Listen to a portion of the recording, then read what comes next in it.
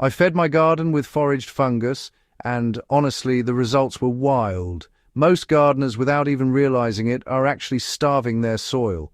Not because they aren't adding compost or fertilizer, but because, well, they're ignoring one of the most powerful systems in the entire ecosystem: fungi. When fungi are missing or disrupted, nutrients just don't move properly, roots stay weak, and soil structure slowly collapses over time. That's why you can do everything right: good compost, proper watering, even organic inputs, and still get, just average results. The biology underneath isn't complete.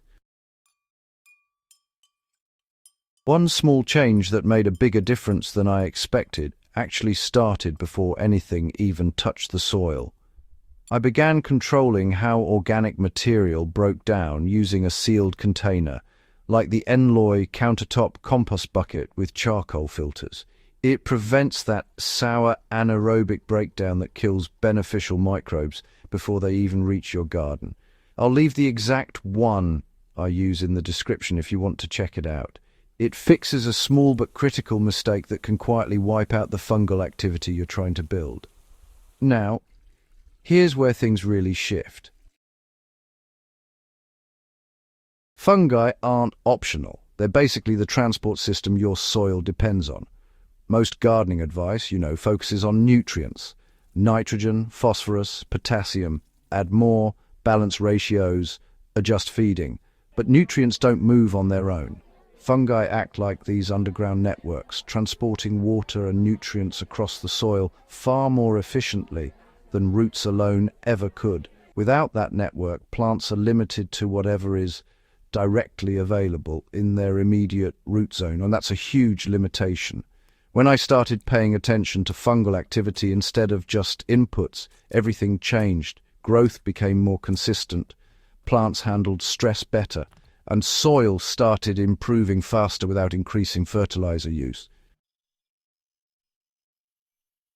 But here's the part most people miss: you don't have to buy fungi, you can actually introduce it from the wild. Instead of purchasing inoculants, I tested something different. I started foraging fungal-rich material from natural environments, areas with healthy, undisturbed soil, leaf litter from under trees, partially decomposed wood, and soil from spots where fungi were clearly active. Not random collection, but targeted. You can usually identify these areas by smell and texture: earthy, slightly sweet, never sour. The material breaks apart easily and feels alive, not compacted. I introduce small amounts of this material into my garden beds, not by mixing it in aggressively, but by layering it on the surface and letting it integrate naturally. The results weren't subtle. What happened in the soil within weeks was different from anything compost alone had done. In one raised bed, I added foraged fungal material to half the area and left the other half unchanged. Within a few weeks, moisture retention improved noticeably on the treated side. The soil stayed cooler during the day. When I dug down, the texture was softer and more structured. Plants responded quickly, leaves were deeper in color, growth was more even, and overall resilience improved. This wasn't about adding nutrients, it was about activating a system that moves them. The mistake that kills fungal networks before they even start. A lot of gardeners try to improve soil biology, then unknowingly destroy it. Over-tilling is one of the biggest problems. Every time you turn the soil, you break fungal networks that take time to rebuild. Chemical inputs can also disrupt these systems, especially when used heavily or inconsistently. And even something as simple as poor composting can introduce the wrong conditions. Anaerobic material doesn't support healthy fungi, it suppresses them. That's why controlling decomposition from the beginning matters more than people think. So let me explain how I introduced fungi without disrupting the system. The key here is really minimal disturbance. Instead of digging fungal material into the soil, I just placed it right on top, just under a layer of mulch. This creates a transition zone where fungi can spread naturally downward. In my beds, I used about a 2 to 3 centimeter layer of forage material, then covered it with 5 to 8 centimeters of mulch. All you do is water lightly, then leave it alone. Within a few weeks, you'll start to see signs of activity. Finer soil texture, improved moisture retention, and in some cases, visible fungal threads if you look closely. That's when you know it's really working. Now, why does this work better than just adding more compost? Well, compost feeds soil, but fungi connect it. Without that connection, nutrients sort of stay localized. With it, they move efficiently across the entire bed. In one of my container setups, I actually tested this directly. 2 identical containers, same soil, same compost, same plants. One had added fungal material, the other didn't. The difference showed up in root development. The fungal-treated container had denser, more evenly distributed roots, and the plant needed less frequent feeding. That's the network effect in action. Even hydroponic systems, interestingly enough, reflect the same principle. At first glance, fungi and hydroponics seem unrelated, but the underlying concept is still there: distribution and efficiency. In hydro systems, nutrients are already dissolved and delivered directly. But stability still matters. When I started introducing controlled biological elements into certain setups, not replacing hydroponics, just complementing it, I saw improved consistency in nutrient uptake. It's not about copying soil systems exactly.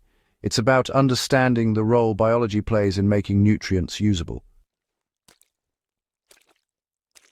There's a hidden benefit most people don't expect. One of the biggest surprises for me was how this affected watering.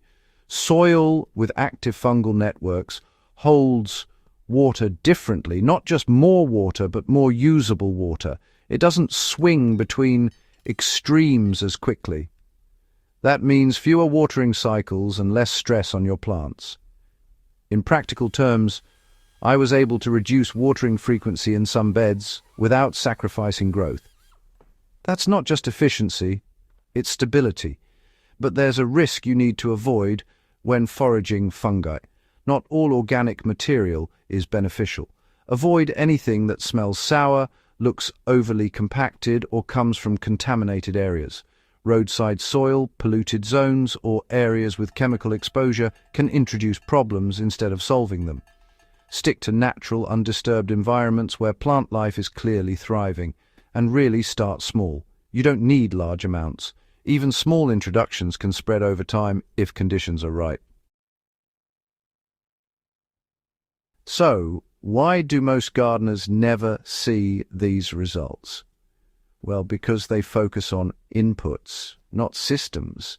It's just easier to add fertilizer than to understand soil biology. Easier to follow a schedule than to observe patterns.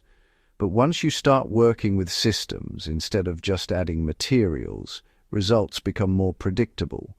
You're not guessing anymore. If you're serious about improving your garden beyond average results, this is where the shift happens. Subscribe if you want more practical methods like this, tested, refined, and built around real outcomes. Now, what changes when fungi become part of your system? Growth becomes more balanced. Plants don't spike and crash, they develop steadily. Soil becomes easier to manage. It holds structure, retains moisture, and supports life without constant intervention. And most importantly, your inputs become more effective. You're not adding more, you're using what you have better. That's the difference between feeding plants and building a system that feeds itself. So bringing it all together, feeding your garden with foraged fungus isn't about copying nature blindly. It's about reintroducing a missing piece. Once that piece is in place, everything else starts working the way it should have from the beginning.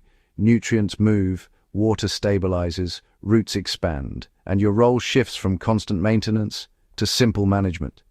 If you know someone who's adding compost, fertilizers, and still not seeing the results they expect, share this with them. Because once you understand how fungal networks change the way soil functions, you stop chasing growth and start creating conditions where it happens naturally. And that's when the results stop being average and start becoming consistent.